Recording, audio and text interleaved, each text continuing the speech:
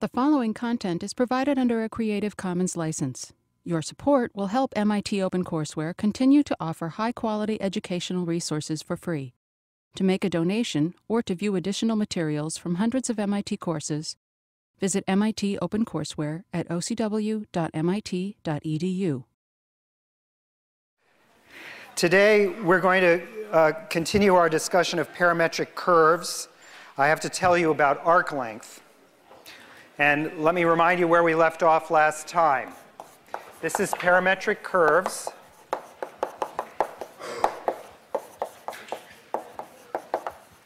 Continued. Last time, we talked about the parametric representation for the circle, or one of the parametric representations for the circle, which was this one here. And first, we noted that this does parameterize, as we say, the circle. That satisfies the equation for the circle. And it's traced counterclockwise. The picture looks like this. Here's the circle. And it starts out here at t equals 0, and it gets up to here at time t equals pi over 2. So now I have to talk to you about arc length in this parametric form. And the results should be the same as arc length around the circle ordinarily. And we start out with this basic differential relationship. ds squared is dx squared plus dy squared. And then I'm going to take the square root, divide by dt. So the rate of change with respect to t of s is going to be the square root. Well, maybe I'll write it without dividing. I'll just write it as ds. So this would be dx dt, the quantity squared, plus dy dt, the quantity squared dt. So this is what you get formally from this equation if you take its square root and you divide by dt squared in the inside the square root, and you multiply by dt outside so that those cancel. And this is the formal connection between the two. We'll be saying just a few more words in a few minutes about how to make sense of that rigorously. All right, so that's the set of formulas for the infinitesimal, the differential of arc length. And so to figure it out, I have to differentiate x with respect to t. And remember, x is up here. It's defined by a cosine t. So its derivative is minus a sine t. And similarly, dy dt is a cosine t. All right? And so I can plug this in. And I get the arc length element, which is the square root of minus a sine t squared plus a cosine t squared dt, which just becomes the square root of a squared dt, or a dt. Now, I was about to divide by t. Let me do that now. We can also write the rate of change of arc length with respect to t, and that's a in this case. And this gets interpreted as the speed of the particle going around. So not only, let me trade these two guys, not only do we have the direction is counterclockwise, but we also have that the speed is, if you like, it's uniform, it's constant speed, and the rate is a. So that's ds dt, traveling around. And that means that we can play around with the speed. And I just want to point out, so the standard thing, which you'll have to get used to, and this is a standard presentation. You'll see this everywhere in your physics classes and your other math classes. If you want to change the speed, so a new speed going around this would be if I set up the equations this way.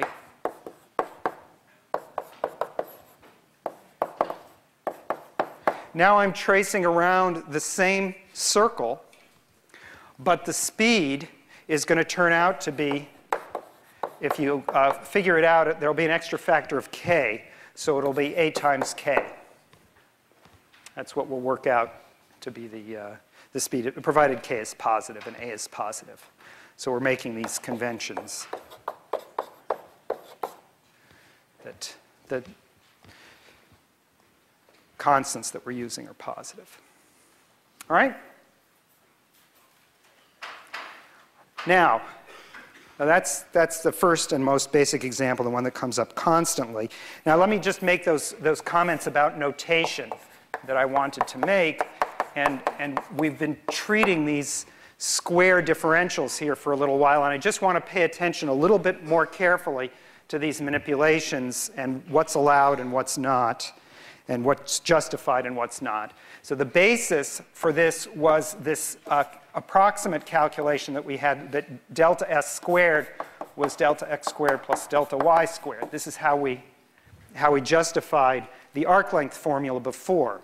And let me just show you that the formula that I have up here, this basic formula for arc length in the parametric form, follows just as the other one did. And now I'm going to do it slightly more rigorously. I do the division really in disguise before I take the limit of the infinitesimal. So all I'm really doing is I'm doing this, dividing through by this. And sorry, this is still approximately equal. So I'm not dividing by something that's 0 or infinitesimal. I'm dividing by something non-zero. And here I have delta x delta t squared plus delta y delta t, the quantity squared. And then in the limit, I have ds dt is equal to this square root of this guy, or if you like, the square of it. So.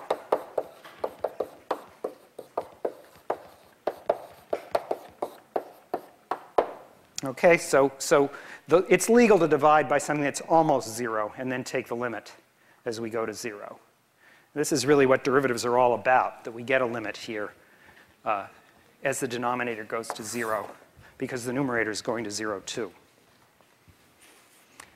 All right, so that's the notation, and now I want to warn you maybe just a little bit about misuses, if you like, of the notation. We don't do absolutely everything this way. This expression that came up with the squares, you should never write it as this.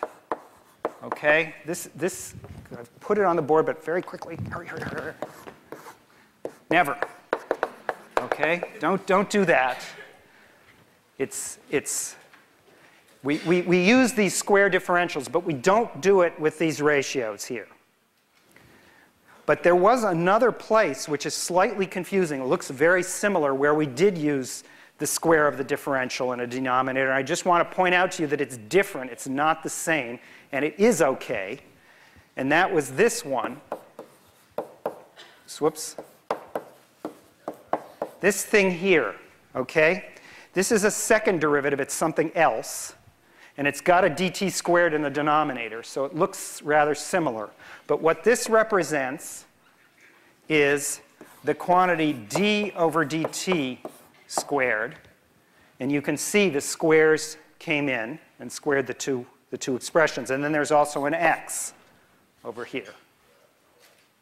All right?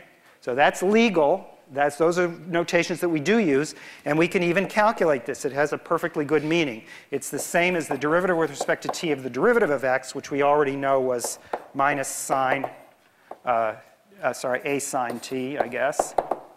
All right? Not this example, but the previous one, right, up here. So the derivative is this, and so I can differentiate a second time, and I get minus a cosine t. All right, so that's a perfectly legal operation. Everything in there makes sense. Just don't use that. There's another really unfortunate thing, right, which is that the 2 creeps in funny places, right, with signs, right? You have sine squared. It would be out here. It comes up here for some strange reason. You know, this is just because typographers are lazy, or somebody somewhere in the history of mathematical typography decided to let the 2 migrate, it would be like putting the 2 over here. It's, you know, there's inconsistency in mathematics, right? I mean, we're not perfect, and people just develop these notations. So we have to live with them. All right, the ones that people accept as conventions. All right, now the next example that I want to give you is just slightly different. It'll be a non-constant speed parameterization. Here, x is 2 sine t, and y is, say, cosine t. And let's keep track of what this one does. Now, this is a skill which I'm going to ask you about quite a bit, and it's one of several skills. You'll have to connect this with some kind of rectangular equation, an equation for x and y. And we'll be doing a certain amount of this today in another context. But right here, to see the pattern, we know that the relationship we're going to want to use is that sine squared plus cosine squared is equal to 1. So in fact, the right thing to do here is to take 1/4 of x squared plus y squared. And that's going to turn out to be sine squared t plus cosine squared t, which is 1. So there's the equation. Here's the rectangular equation for this parametric curve. And this describes an ellipse. Now, that's not the only information that we can get here. The other information that we can get is this qualitative information of where we start, where we're going, the direction. It starts out, I claim, at t equals 0. That's when t is equal to 0. This is 2 sine 0, cosine 0, right? 2 sine 0, cosine 0 is equal to the point 0, comma 1. So it starts up here at 0, comma 1. And then the next little place, so this is one thing that certainly you'll want to do. T equals pi over 2 is maybe the next easy point to plot. And that's going to be 2 sine pi over 2, cosine pi over 2. And that's just 2 comma 0. And so that's over here somewhere. This is 2 comma 0. And we know it travels along the ellipse, and we know the minor axis is 1 and the major axis is 2, so it's doing this. All right, so this is what happens at t equals 0. This is where we are at t equals pi over 2, and it continues all the way around, et cetera, to the rest of the ellipse. All right? This is the direction, right? So this one happens to be clockwise.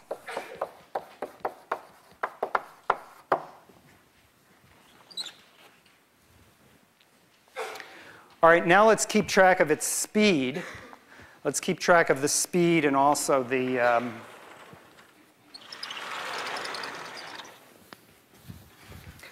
arc length. So the speed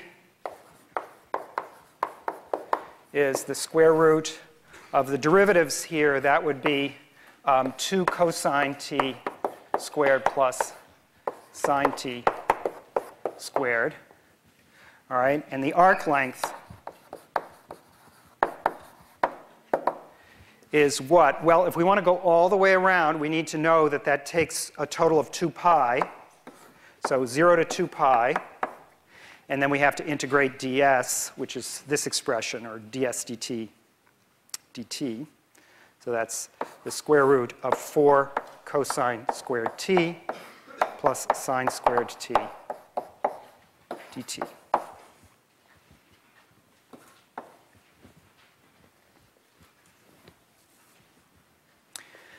All right, now, the bad news, if you like, is that this is not an elementary integral.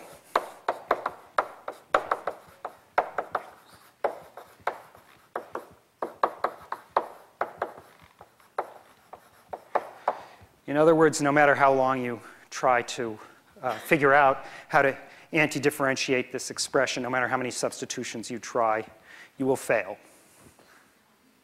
All right? That's the bad news. The good news is this is not an elementary interval. Integral, sorry.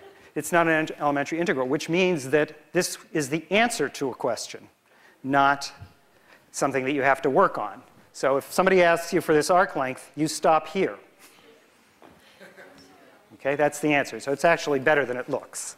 All right, and we'll try to I mean, I don't expect you to know already what all of the integrals are that are impossible and which ones are hard and which ones are easy. So we'll try to coach you through when you face these things. It's not so easy to decide.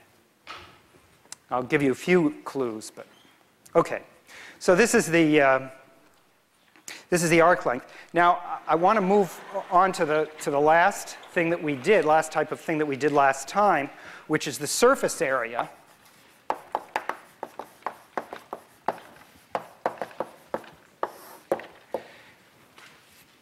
And yeah, question.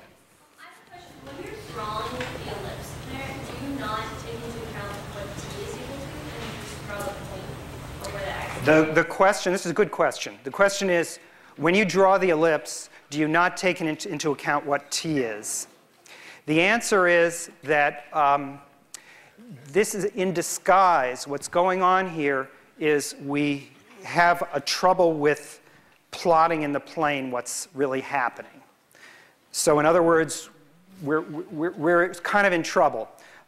So I wasn't, the point is that we have two functions of t, not one, x of t and y of t. So one thing that I could do if I plot things in the plane, in other words, the main point to make here is that we're not talking about the situation y is a function of x. We're out of that realm now. We're somewhere in a different part of the universe in our thought, and you should drop this point of view. All right? So this depiction is not y as a function of x. Well, you know, that's obvious because there are two values here as opposed to one. So we're in trouble with that. And we have this background parameter, and that's exactly why we're using it, this parameter t, so that we can depict the entire curve and deal with it as one thing.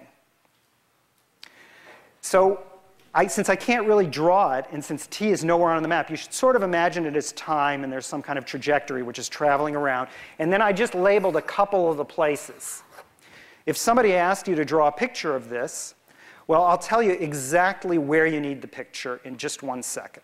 All right? It's going to come up right now in surface area. But otherwise, if nobody asks you to, you don't even have to put down t equals 0 and t equals pi over 2 here, because nobody demanded it of you. Yeah, another question. Yeah, so another very good question, which is exactly connected to this picture.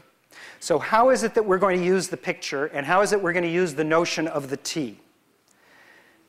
The question was, why is this from t equals 0 to t equals 2 pi? That does use the t information on this diagram. The point is, we do know that t starts here. This is pi over 2. This is a pi. This is 3 pi over 2. And this is 2 pi. When you go all the way around once, it's going to come back to itself. These are periodic functions of period 2 pi. And they come back to themselves exactly at 2 pi. And so that's why we know in order to get around once, we need to go from 0 to 2 pi. And that's the same thing is going to come up with surface area right now. That's going to be the issue, is what range of t we're going to need when we compute the surface area.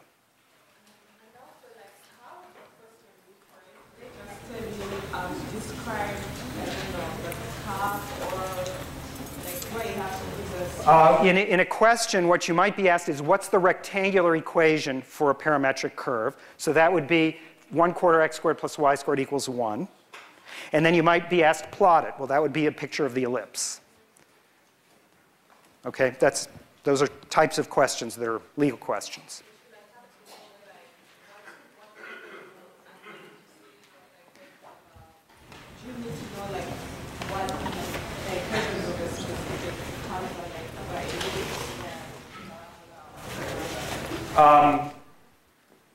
The question is, do I need to know any specific formulas? Any formulas that you know and remember will help you. They may be of limited use. I'm not going to ask you to memorize anything, except I guarantee you that the circle is going to come up, not the ellipse. The circle will come up everywhere in your life. So at least at MIT, your life at MIT. We're very round here. All right. Yeah, another question. I'm just a tiny bit confused back to to the basics, this is more of a question from yesterday, I guess, but when you have your original ds squared equals dx squared plus dy squared, and then you integrate that to get arc length, Yes. how are you, the integral has dx's and dy's, so how are you just integrating with respect to dx and getting... Okay, the question is, how are we just integrating with respect to x? So this is a question which goes back to last time. And what is it with arc length? So I'm going to have to answer that question in connection with what we did today. So this is a subtle question, but I want you to realize this is actually an important conceptual step here. So shh, everybody listen. Right. If you're representing one-dimensional objects, which are curves maybe in space or in 2 dimensions, when you're keeping track of arc length, you're going to have an integral which is with respect to some variable. But that variable you get to pick. And we're launching now into this variety of choices of variables with respect to which you can represent something. Now, there are some disadvantages on the circle to representing things with respect to the variable x, because there are 2 points on the circle here. On the other hand, you actually can succeed with half the circle, so you can figure out the arc length that way, and then you can set it up as an integral dx. But you can also set it up as an integral with respect to any parameter you want. And the uniform parameter is perhaps the easiest one. This one is perhaps the easiest one. And so now the thing that's strange about this perspective, and I'm going to make this point later in the lecture as well, is that the letters x and y, you should, as I say, you should drop this notion that y is a function of x. This is what we're throwing away at this point. What we're thinking of is you can describe things in terms of any coordinate you want. You just have to say what each one is in terms of the others. And these x and y over here are where we are in the Cartesian coordinate system. They're not, and in this case, they're functions of some other variable. Some other variable. So they're each function. So the letters x and y just changed on you. They mean something different. X is no longer the variable, it's the function. All right? Well, you're going to have to get used to that. That's because we run out of letters, and we kind of want to use all of them the way we want. I'll say some more about that later. All right, so now I want to do this surface area example. I'm going to just take the surface area of the ellipsoid.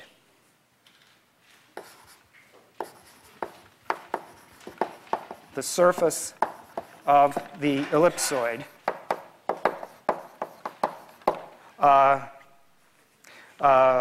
formed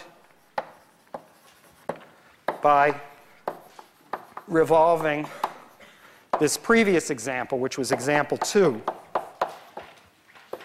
around the y-axis. All right, so I want to set up that surface area integral here for you. Now, I remind you that the area element looks like this. If you're revolving around the y-axis, that means you're going around this way, and you have some curve. In this case, it's this piece of an ellipse. If you sweep it around, you're going to get what's called an ellipsoid. And there's a little chunk here that you're wrapping around. And the important thing you need besides this ds, this arc length piece over here, is the distance to the axis. So that's this horizontal distance here. I'll draw it in another color. And that horizontal distance now has a name. And this is, again, the virtue of this coordinate system. The t is something else. This has a name. This distance has a name. This distance is called x. And it even has a formula. Its formula is 2 sine t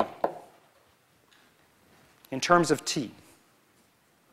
So the full formula for the integral here is, I have to take the circumference when I spin this thing around and this little arc length element. So I have here 2 pi times 2 sine t. That's the x variable here. And then I have here ds, which is kind of a mess. So unfortunately, I don't quite have room for it. Plan ahead. Square root of 4 cosine squared t plus sine squared t. Is that what it was, dt? All right, I guess I squeezed it in there. All right, so that was the arc length, which I recopied from this board above. Here, that was the ds piece. Sorry, it's this whole thing, including the dt. All right, that's the answer, except for one thing. What else do we need? We don't just need the integrand. This is half of setting up an integral. The other half of setting up an integral is the limits. We need specific limits here. Otherwise, we don't have a number that we can get out. So we now have to think about what the limits are. And maybe somebody can see. It has something to do with this diagram of the ellipse over here. Can somebody guess what it is? 0 to pi. Oh, that was quick. Wow. All right, that's it. Because we go from the top to the bottom, but we don't want to continue around. We don't want to go from 0 to 2 pi, because that would be duplicating what we're going to get when we spin around. All right? And we know that we start at 0. It's interesting because it descends. When you change variables to think of it in terms of the y variable, it's going the opposite way. But anyway, just one piece of this is what we want. All right? So that's the setup. And now I claim that this is actually a doable integral. However, it's long. I'm going to spare you. I'll just tell you how you would get started. You would use the substitution u is equal to cosine t, and then the du is going to be minus sine t dt. But then, unfortunately, there's a lot more. There's another trig substitution with some other multiple of the cosine and so forth. So it goes on and on. If you want to check it yourself, you can. All right, there's an inverse trig substitution which isn't compatible with this one. All right, but it can be done. Calculated. All right, in elementary terms. All right, yeah, another question. Get this in the exam. Do you want this? So if you get this on an exam, I'm going to have to coach you through it. Either I'm going to have to tell you don't evaluate it, or you're going to have to work really hard, or here's the first step, and then the next step is keep on going, or something. I'll have to give you some cues because it's quite long. This is way too long for an exam, this particular one. Okay? It's not too long for a problem set. This is where I would leave you off if I were giving it to you on a problem set, just to give you an idea of the order of magnitude. Whereas one of the ones that I did yesterday, I wouldn't even give you on a problem set. It was so long. Okay? All right. So now our next job is to move on to polar coordinates. Now, polar coordinates involve the geometry of circles. As I said, we really love circles. Here, we're very round. Just as I love 0, the rest of the Institute loves circles. So we're going to do that right now.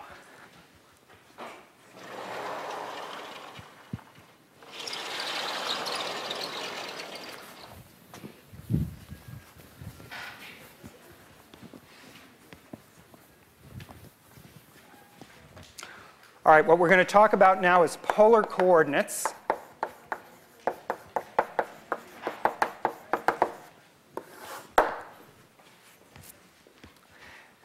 Which are set up in the following way. It's a way of describing the points in the plane. Here's a point in the plane, and here's what we think of as the usual xy axes. And now this point is going to be described by a different pair of coordinates, different pair of numbers, namely the distance to the origin,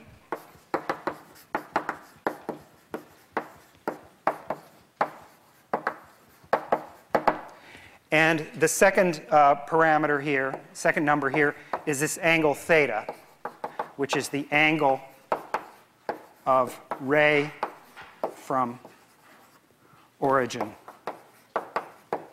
with the horizontal axis.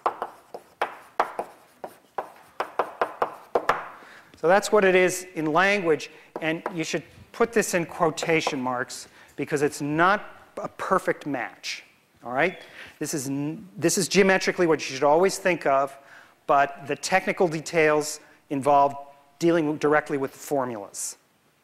The first formula is the formula for x, and this is the fundamental. These two are the fundamental ones. Namely, x is r cosine theta. The second formula is the formula for y, which is r sine theta.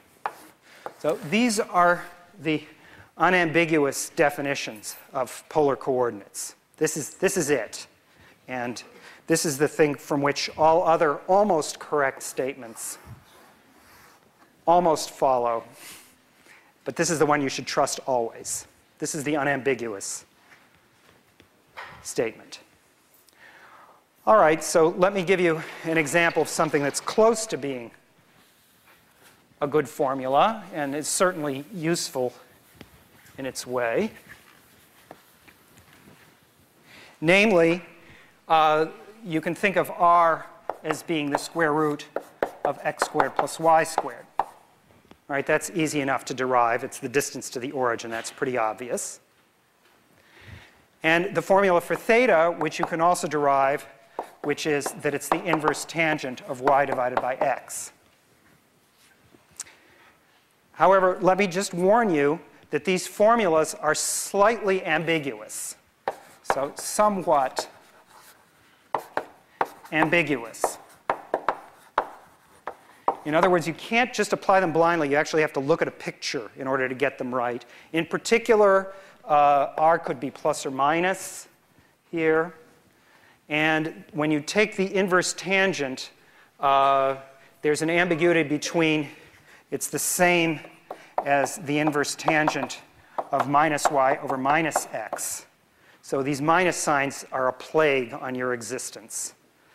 And you're not going to get a completely unambiguous answer out of these formulas without paying attention to the diagram. On the other hand, the formula up in the box there always works. All right, so when people mean polar coordinates, they always mean that, and then they have conventions which sometimes match things up with the formulas over on this next board. All right, let me give you various examples here first. But first, well, maybe first I should draw the two coordinate systems. So the coordinate system that we're used to is the rectangular coordinate system, and maybe I'll draw it in orange and green here. So these are the coordinate lines. Y equals 0, y equals 1, y equals 2. That's how the coordinate system works. And over here, we have the rest of the coordinate system. And this is the way we're thinking of x and y now. We're no longer thinking of y as a function of x and x as a function of y. We're thinking of x as a label of a place in the plane and y as a label of a place in the plane. So here we have x equals 0, x equals 1, x equals 2, etc. Here's x equals -1, so forth. All right, so that's what the rectangular coordinate system looks like. And now I should draw the other coordinate system that we have, which is this guy here.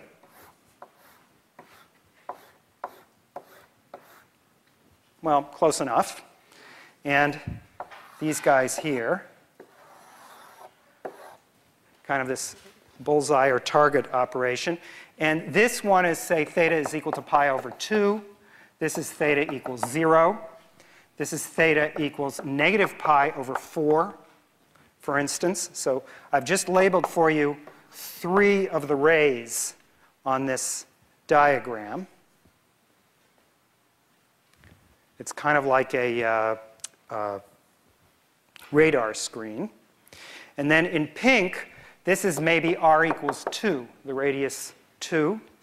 And inside is r equals 1. All right? So it's a different coordinate system for the plane. And again, the letter r represents measuring how far we are from the origin. The theta represents something about the angle, which ray we're on.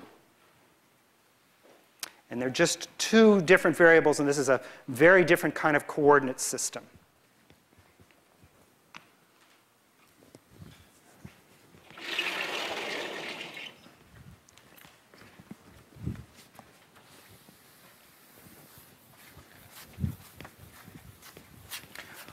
Okay, so our main job is just to get used to this for now. You will be using this a lot in 1802. It's very useful in physics.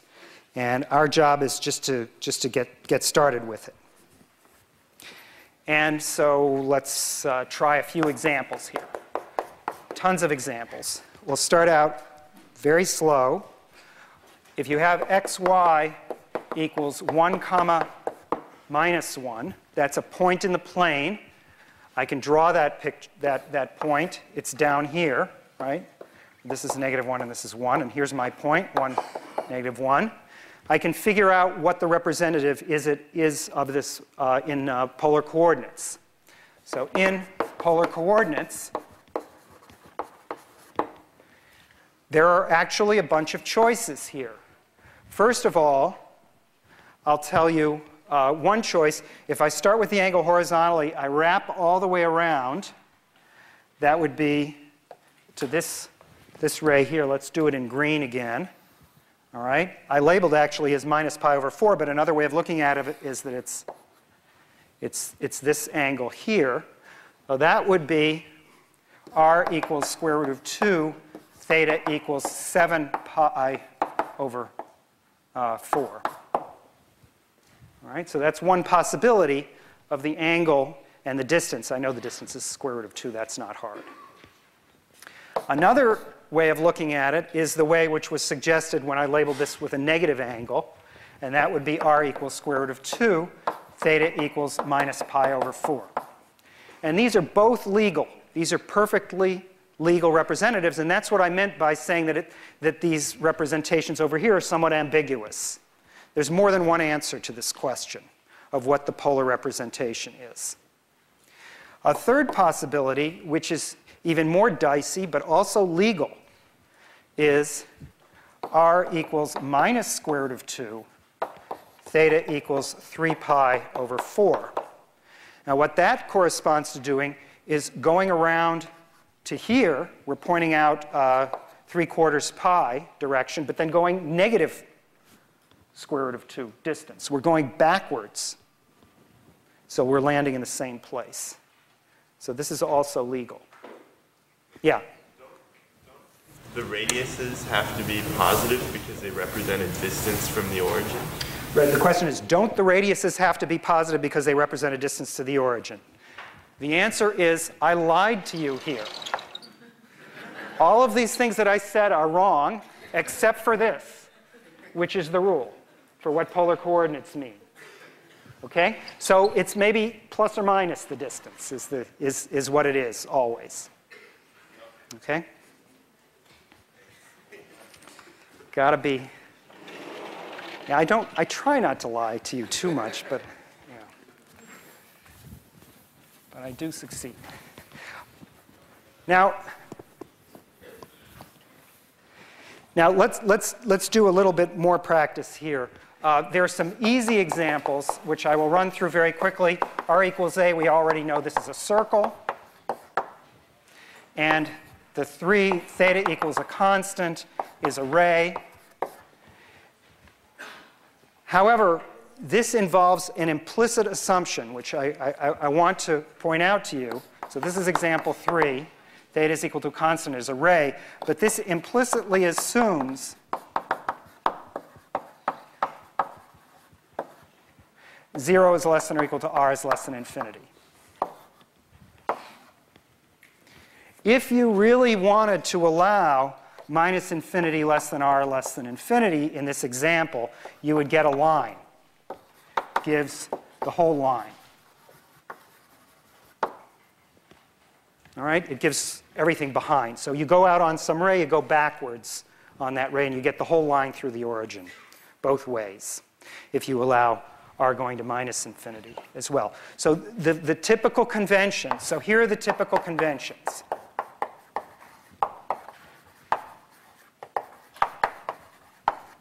And you will see people assume this without even telling you, so you need to watch out for it. The typical conventions are certainly this one, which is a nice thing to do pretty much all the time, although not all the time, most of the time. And then you might have theta ranging from minus pi to pi, so in other words, symmetric around 0. Or another very popular choice is this one, theta greater than or equal to 0 and strictly less than 2 pi. So these are the two typical ranges in which all of these variables are chosen. But not always. You'll find that it's not consistent. All right, let's do, as I said, our job is to get used to this, and I need to work up to some slightly more complicated examples, some of which I'll give you on next Tuesday. But let's do a few more. So example, I guess this is example 4.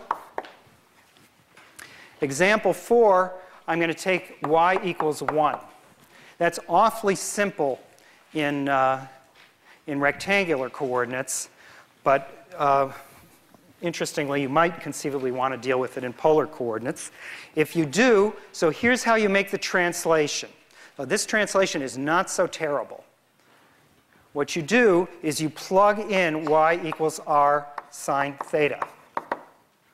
That's all you have to do. And so that's going to be equal to 1, and that's going to give us our polar equation. The polar equation is r equals 1 over sine theta. There it is. And let's draw a picture of it. So here's a picture of the line y equals 1. And now we see that if we take our rays going out from here, they collide with the line at various lengths. So if you take an angle theta here, there will be a distance r corresponding to that, and you'll hit this in exactly one spot. For each theta, you'll have a different radius. And it's a variable radius. It's given by this formula here. And so to trace this line out, you actually have to realize that there's one more thing involved, which is the possible range of theta. Again, when you're doing integrations, you're going to need to know those limits of integration, so you're going to need to know this. The range here goes from theta equals 0, that's sort of when it's out at infinity. That's when the denominator is 0 here. And it goes all the way to pi. Swing around just 1/2 turn. So the range here is 0 less than theta less than pi. Yeah, question? Is it typical to express r as a function of theta or vice versa, or it doesn't matter? The question is it typical to express r as a function of theta or vice versa, or does it matter? The answer is that for the purposes of this course, we're almost always going to be writing things in this form. R is a function of theta. And you can do whatever you want. This turns out to be what we'll be doing in this course exclusively. It's as you'll see when we get to other examples, it's the traditional sort of thing to do when you're thinking about observing a planet or something like that. You're observing you see the angle, and then you see you guess how far away it is. So but it's not necessary. The formulas are often easier this way for the examples that we have, because it's usually a trig function of theta, whereas the other way it would be an inverse trig function. So it's an uglier expression. All right? As you can see, the real reason is that we choose the thing that's easier to deal with. All right. So now let me give you a slightly more complicated example of the same type where we use a shortcut. This is a standard example, and it comes up a lot. And so this is an off-center circle. A circle is really easy to describe, but not necessarily if the center is on the is on the rim of the circle. All right, so that's a different problem. Now let's do this with a circle of radius a. So this is the point a comma 0, and this is 2a comma 0. And actually, if you know these two numbers, you'll be able to remember the result of this calculation, which you'll do about 5 or 6 times, and then finally you'll memorize it during 1802 when you will need it a lot. So this is a standard calculation here. So the starting place is the rectangular equation, and we're going to pass to the polar representation. The rectangular representation is x minus a squared plus y squared is equal to a squared. So this is a circle centered at a comma 0 of radius a. And now, if you like, the slow way of doing this would be to plug in x equals r cosine theta, y equals r sine theta, the way I did in this first step. And that works perfectly well. But I'm going to do it more quickly than that, because I can sort of see in advance how it's going to work. I'm just going to expand this out.